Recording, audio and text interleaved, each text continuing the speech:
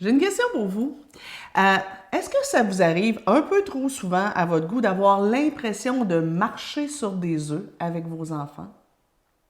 Bonjour, je me présente Nancy Doyon, éducatrice spécialisée, coach familial, auteure et conférencière avec mon acolyte. Maryse Pépin, éducatrice spécialisée, coach familial, conférencière depuis peu également. Yeah! Euh, C'est quoi les choses que vous appréhendez, le nombre de fois dans une journée que vous allez appréhender la réaction de votre enfant, que vous allez mettre des choses de côté parce que vous avez peur de sa réaction, vous pouvez même le craindre, des fois il y a des réactions qui sont très intenses. Exact. Est-ce que ça vous arrive souvent de dire oui à une demande, alors que, à quelque part, vous êtes conscient que si c'était un autre enfant, vous auriez probablement dit non, mais là, vous dites oui parce que vous voulez éviter une crise de plus aujourd'hui?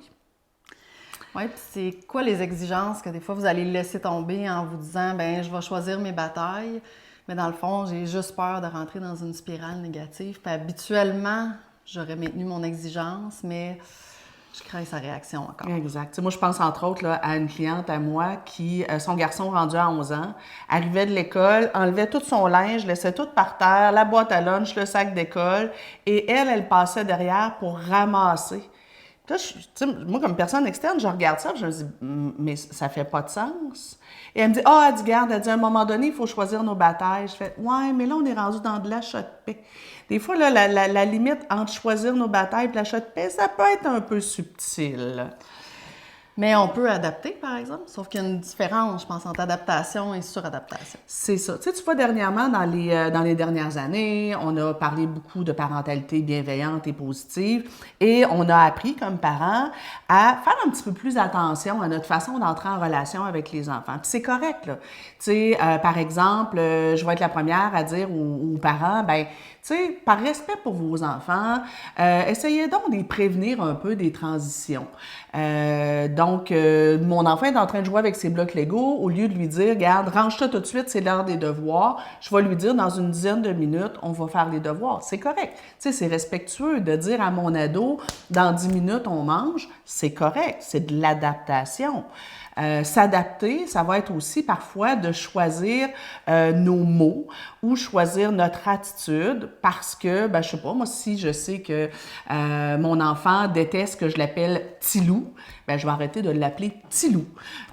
Puis, je vais faire un petit peu plus attention à ça. Je vais faire attention à ma formulation de mes consignes pour que ce soit moins agressant. Ça, c'est de l'adaptation. Parfois, s'adapter aussi, ben, tu sais, il y a certaines personnes avant ça qui disaient, ben là, c'est pas les enfants qui choisissent le repas. Ouais, mais tu sais, moi, si je sais que mon enfant déteste le poisson, ben ça serait de l'adaptation que de choisir que le soir où je fais du poisson, j'en fais quand même, qu'il y a une alternative. Tu sais, parce que je sais que lui, il déteste ça. Ça, c'est de l'adaptation, c'est du respect. On fait attention, on essaye aussi de comprendre un peu la cause derrière les comportements. On essaie de ne pas être dans la surréactivité. Ça va. Quand on tombe dans la suradaptation, c'est où est-ce qu'on va? Là? Des fois, là, on glisse. Et la suradaptation, ça devient plus quand c'est exagéré. Quand justement, là, je suis rendue à mettre des gants blancs jusque-là pour dire les choses, je ne suis pas en train de juste faire attention à mon enfant pour m'adresser de façon respectueuse.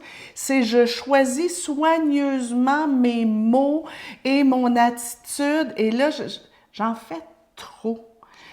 Puis, par exemple, si, comme parent, là, j'ai peur d'aller réveiller mon enfant, je crains sa réaction, puis tu sais, j'en mets beaucoup trop, là, tu sais, pour le réveil en trop douceur. Ben oui, c'est ça. Tu sais, si je me réveille le matin puis que je commence à déjà appréhender puis à me dire, comment il va réagir ce matin? C'est un peu, là. Le réveiller en douceur, c'est de l'adaptation. Être comme tout le temps, là, un gros stress, là, on tombe en suradaptation. Suradaptation, ça pourrait aussi être quand on demande à la fratrie, les frères et les sœurs, de faire attention. Fais pas crier ton frère. Fâche-le pas. Fâche-le pas. Donne-lui ce qu'il veut. Laisse-le gagner. Ton frère ou ta sœur t'intimide, te dit des vacheries. Laisse-le faire pour pas faire de chicane. Ou laisse-le choisir le jeu, laisse-le choisir le film. C'est pas Uh-huh. grave. Exact. Dans certains cas aussi, on va être plus dans... il y a certains jeunes, puis moi je le vois en coaching familial, qui vont refuser qu'on parle de leur mauvais comportement. Donc, des fois, là, je m'installe à la table, puis là, on essaie de discuter de ce qui ne va pas. Puis là, je sens les parents mal à l'aise en disant « Ah, mais tu sais, Anne-Sophie, elle est super gentille, mais des fois, elle exagère un petit peu, tu sais, dans sa réaction. » Non, elle n'exagère pas un petit peu dans sa réaction. Elle crie, elle sac, elle hurle et c'est totalement inadéquat. Puis là, t'as Anne-Sophie qui fait « Hey, vous parlez pas de ça! » Non, c'est correct, c'est pour t'aider.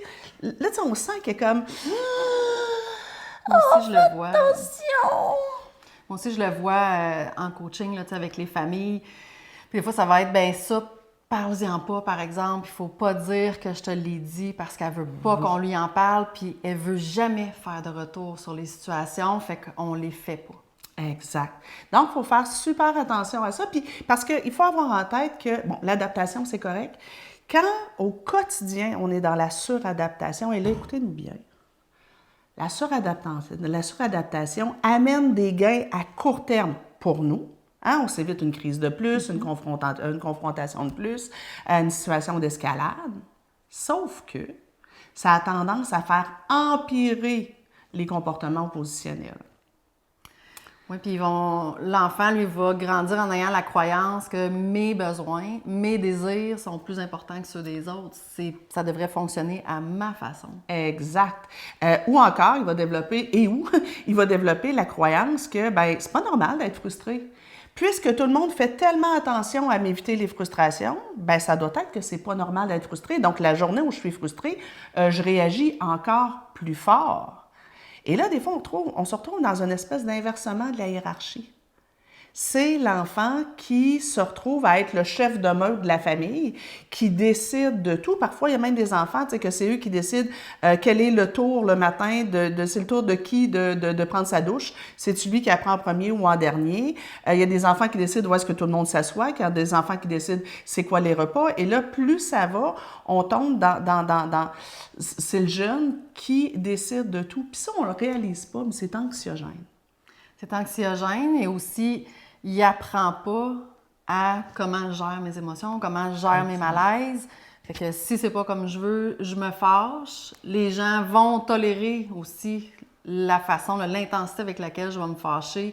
Ça va passer, puis ça va m'amener des gains. Puis beaucoup de conflits avec les amis aussi. Et là, ils se mettent à justifier leur réaction par... Tu sais, t'avais juste à me dire, t'avais juste à me donner ce que je veux. T'avais juste à me dire ce qui était correct, à me dire ce que je voulais entendre. T'avais juste à pas m'obliger à faire telle chose. Et là, ben, à un moment donné, ça devient effectivement un cercle vicieux. Bref, si c'est votre situation, parents, intervenants, ou si vous avez, pour les intervenants, si vous avez des familles pour qui c'est leur réalité, on a notre programme SOS Opposition. Programme sur 12 semaines avec des vidéos préenregistrées, du matériel pédagogique, mais aussi des lives avec des spécialistes, mais aussi un espace à travers des Zooms où vous allez pouvoir échanger avec des gens qui vivent la même réalité de la même réalité que vous. Parce que, tu sais, de l'extérieur, on se dit, ben voyons, ça n'a pas de bon sens qui se suradapte. Oui, mais quand tu as un enfant qui fait des grosses crises plusieurs fois par jour, ça devient parfois difficile de faire la part des choses, de où est-ce que je devrais laisser tomber, où est-ce que je devrais tenir mon bout, est-ce que j'achète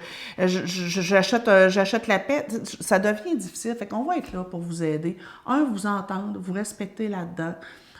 On comprend que c'est pas simple, on comprend pourquoi vous tombez dans la suradaptation, mais on va vous aider à sortir peu à peu de cette suradaptation-là, puis ben retrouver le respect. Réapprendre à vous respecter vous et enseigner à votre enfant à vous respecter et à tolérer les frustrations. Alors, on vous invite à cliquer sur le lien en haut ou en bas, selon l'endroit où vous voyez la vidéo. Et puis, vous allez avoir toutes les informations concernant le programme qui commence très, très, très bientôt. À bientôt! Merci!